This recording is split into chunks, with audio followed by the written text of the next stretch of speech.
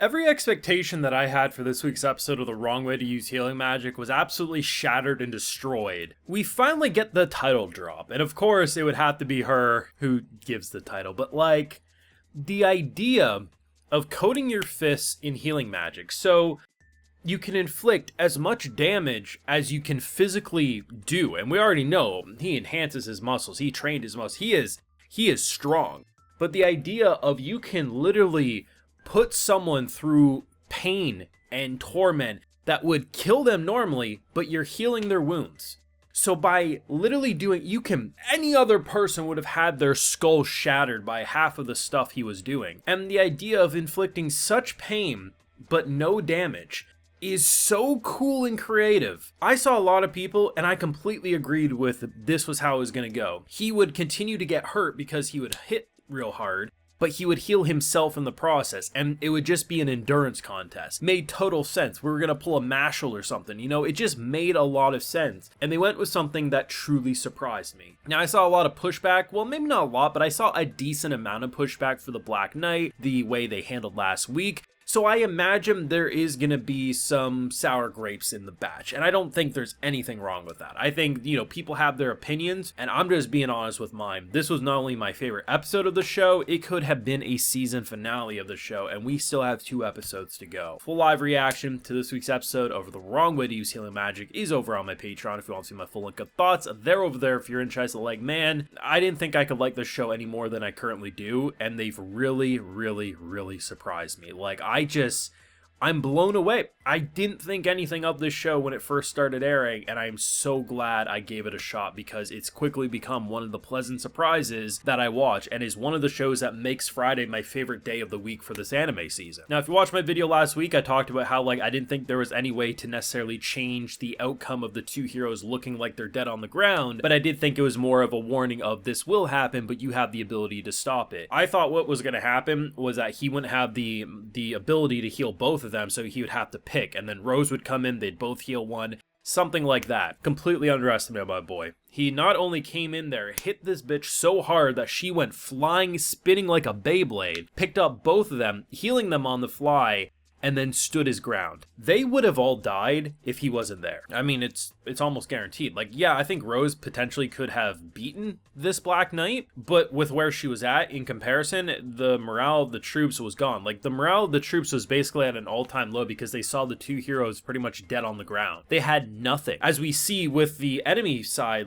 they get the same thing happen once the Black Knight is defeated and captured. But I love the idea of just him not knowing, because obviously she gives the warning hey, it reflects attacks back at you, and he's ready for that, but nothing happens. It just, healing magic was the crutch. It was just the biggest foil to this entire situation. But it's so cool because the idea of coating yourself in a healing magic, you think, okay, well, why would you want to heal the enemy, right? Because you're trying to defeat the enemy. But the idea that you can do as much literally the whole point is to literally do killing blows without killing. Because imagine getting shot in the chest. Someone has a 12-gauge shotgun and they shoot you in the chest and you feel all that pain, but you have no physical damage. On the ground dead. You're not actually dead, but that's the amount of pain you'll feel. That is what he was doing to this. And just the idea that almost in a symbiote fashion, the way the mana armor was moving around and just how it would get shattered was so freaking cool. And from what I understand about the source material is the flashback with Rose and her party would happen normally after this episode in terms of the timeline. I think if my hunch is right, it probably would have been when she grabs him on the shoulder and says, hey, I had people like that, you really surprised me. That's probably where it would have went. But I really appreciate even more of the fact that they put it before this battle. Because seeing what Rose went through and knowing throughout this that she's viewing, as strong as she's trying to be, she views Asato as not going to, it's just going to be another person to die. And the amount of how proud she is of him. And the fact that he just lets out a good, healthy cry because, Jesus, man, what he went through, what he almost lost, how proud he is of himself, how scared he realized he was during this entire thing. It just feels much better and structured better by doing it in this way. And we still have 2 episodes to go.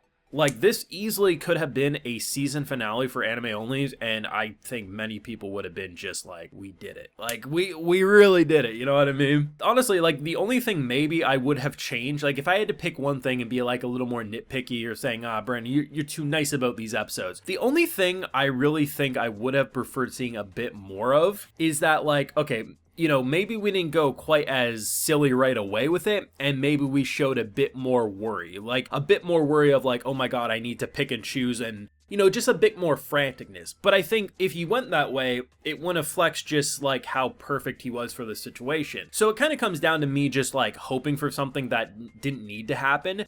But I would have liked maybe to see a bit more of that. But in general, like, I really think this was a 10 out of 10 episode. It was clearly the passion episode. Like, this got the most production. This got the most time in the oven. And Jesus, man, ever since I saw that opening, there's been a fight I wanted to see.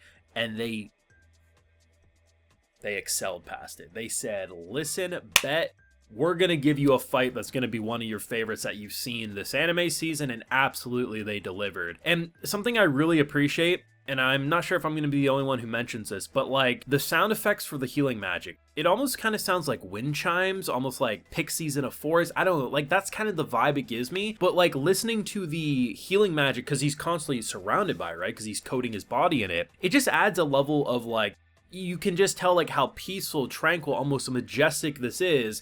And there's just such a contrast to when he's beating the shit out of someone. And I absolutely love it. Like, I mean, we did it. We really did. And the fact that the enemy forces had to retreat, man, like, and I think one of the things that's really nice is a lot of shows or manga, light novels would forget about this. Sensu Sato was the one who ended up saving the heroes and defeating, like, the big general that was going to push the shit in. The fact that there was still that big sand, the two heroes still got to do something. And they still got to prove that they are heroes. It's just they were outmatched, and there was literally nothing that they could have done against a character like that because they can't use healing magic, right? So the fact that they still got to prove themselves and they didn't lose confidence that they're still talented, they're going to strive to be even better because look at what Osato did. Like, he's just the goal at that point. And even if they can never match him or surpass him, it's still a goal that they want to continue to better themselves. It's just fantastic. I don't know, like, this show, it's not just a good average isekai of the season. I think it's a legitimately great show that I hope to see a season 2 of. I hope to see more and more of this world and its cast, but like